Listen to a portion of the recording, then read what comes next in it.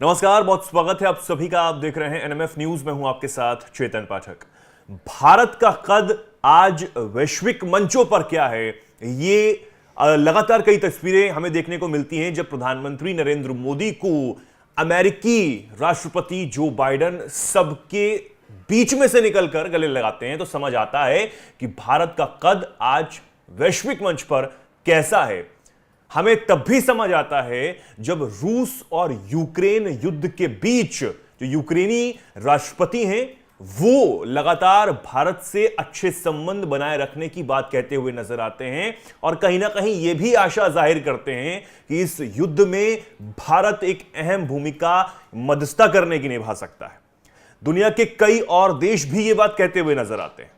अब जब middle east में संघर्ष चल रहा है, लेबनान, ईरान और जो इजराइल है, इन तीनों दिनों के बीच जिस तरीके से इस वक्त संघर्ष चल रहा है, जंग जैसे हालात होते हुए नजर आ रहे हैं, उस बीच लेबनान जहां पर हिजबुल्लाह के ठिकानों पर इजराइल ताबड़तोड़ हमले कर रहा है, मिसाइल अटैक कर रहा है, ग्राउंड ऑपरेशंस कर रहा है, उस लेबनान ने भारत की तरफ एक बार फिर मदद की जो गुहार है वो लगाई है, उम्मीद भरी निगाहों से भारत की तरफ देखा है।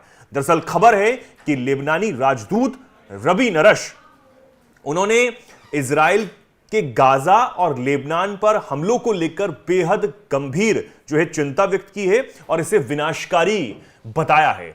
आगे उन्होंने भविष्य को लेकर भी काफी चिंता यहां पर व्यक्त की है और उन्होंने यह कहा कि इजरायली हमलों के परिणाम स्वरूप हजारों लोग अब तक लेबनान में मारे जा चुके हैं। यह आंकड़ा जो है वो 2000 के पार पहुंच चुका है।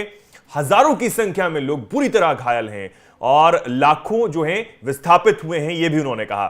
साथ ही उन्होंने भारत की शांति प्रक्रिया में महत्वपूर्ण भूमिका निभाने की उम्मीद जताई है। कहीं ना कहीं भारत से जो है वो मदद की अपील करते हुए नजर आ रहे हैं, भारत सरकार से मदद की अपील करते हुए नजर आ रहे हैं और सीधे तौर पर उन्होंने ये कहा कि इजराइल का स्टेट टेररिज्म में शामिल होना इसे किसी भी संगठन को आतंकवादी करार देने का नैतिक या कानूनी अधिकार नहीं देता है। यानी कि अगर इजराइल लेबनान में हिजबुल्लाह को आतंकवादी कहता है, हमास को आतंकवादी कहता है, तो इसको कोई अधिकार नहीं है यह सब कहने का।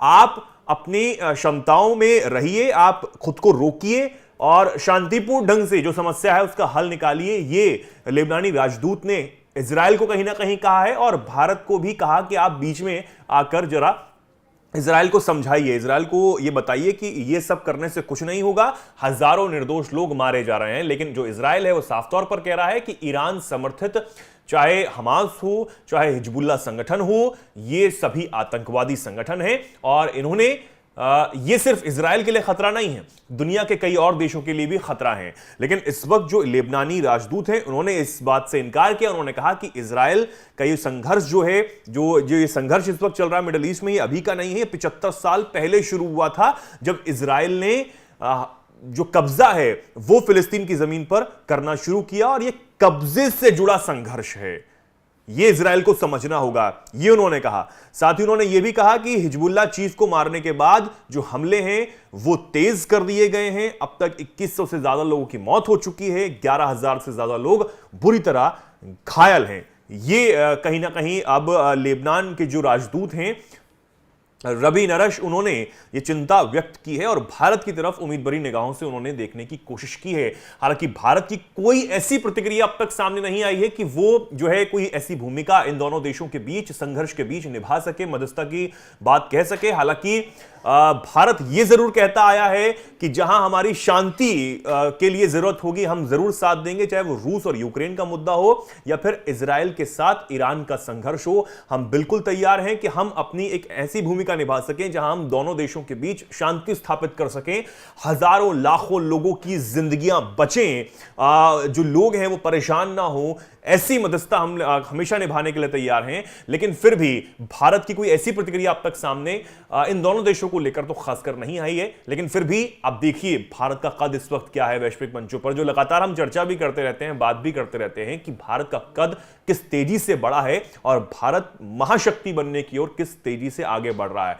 पहले कई जो देश होते थे वो अमेरिका की तरफ देखते थे, लेकिन आज भारत की तरफ देख रहे हैं, भारत से गुहार लगा रहे हैं कि दुनिया में कहीं भी संघर्ष हो रहा है, सिर्फ भारत ही है जो इसको अच्छे से टैकल कर सकता है, ऐसी तमाम परिस्थितियों को देख सकता है, समझ सकता है और हजारों लाखों जिंदगियों को विस्थापित होने से, जिंदगियों की जान जाने से जो है वो बचा सकता है। ये भारत की तरफ इस उम्मीद भरी निगाहों से दुनिया के तमाम देश जो हैं वो देख रहे हैं, चाहे वो अरब देश हो, मुस्लिम कंट्रीज हो, वो भी देखते हुए नजर आ रहे हैं, जो आज से कुछ समय पहले भारत को टेढ़ी आंखों से देखा करते थे, भारत की तरफ गलत निगाह करके देखा करते थे, भारत को कहीं ना कहीं नीचे बताया करते थे।